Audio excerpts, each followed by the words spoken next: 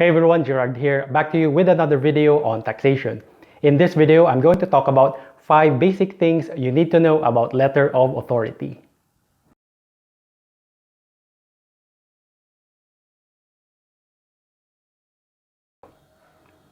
So a letter of authority provides a revenue officer the authority to do assessment functions in a certain jurisdiction, such as a revenue district office, a revenue region, or special task force, in order to collect the correct amount of tax or to recommend the assessment of any deficiency tax due in the same manner that the said acts could have been performed by the Revenue Regional Director himself. This is explicitly mentioned in Section 13 of the NIRC as amended. Now, the need for a letter of authority is emphasized in Revenue Memorandum Circular 75-2018.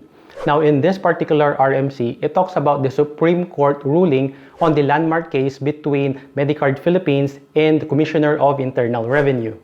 In that particular case, the Supreme Court ruled in favor of Medicard Philippines because there was no validly issued or served letter of authority. It says there, the court emphatically clarified that under Section 6 of the Tax Code as amended, wherein it talks about the power of the Commissioner to make assessments and prescribe additional requirements for tax administration and enforcement, this could be done through some methods of examining the taxpayers. Therefore, unless it's the CIR or duly authorized representatives, other agents could not do such methods without prior authority. Second, it differentiated a letter of notice and letter of authority. An LN is not something that could be found in the NIRC and does not give authority to conduct an audit or examination leading to issuance of deficiency assessments. Therefore, to follow due process, the revenue officer should have an LA in order to further examine and assess the taxpayer. Now, with regards to mode of service, do note that there are certain provisions in order to properly serve the letter of authority.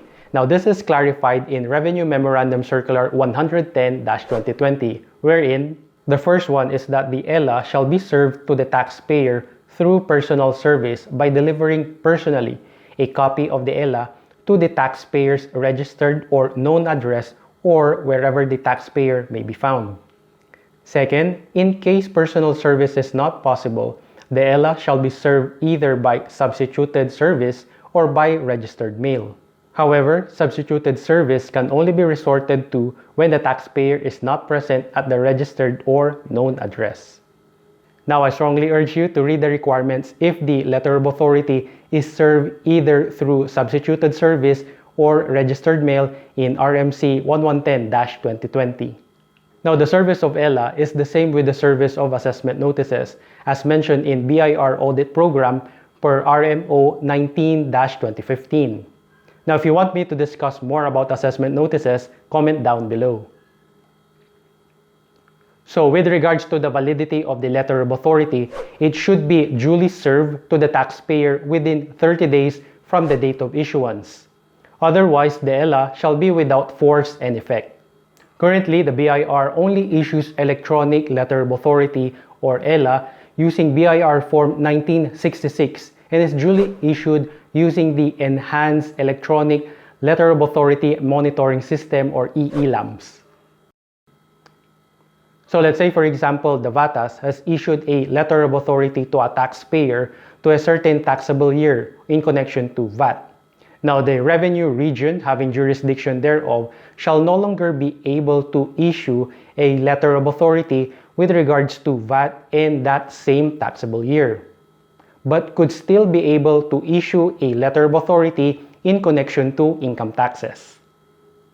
And that's it. So let me know what you guys think about this topic. In addition, if you are interested for a video discussion on how the BIR selects taxpayers for tax audit, let me know in the comment section. So if you found this video very helpful, please give it a thumbs up and make sure to subscribe and hit that notification bell because it helps me create more videos like this.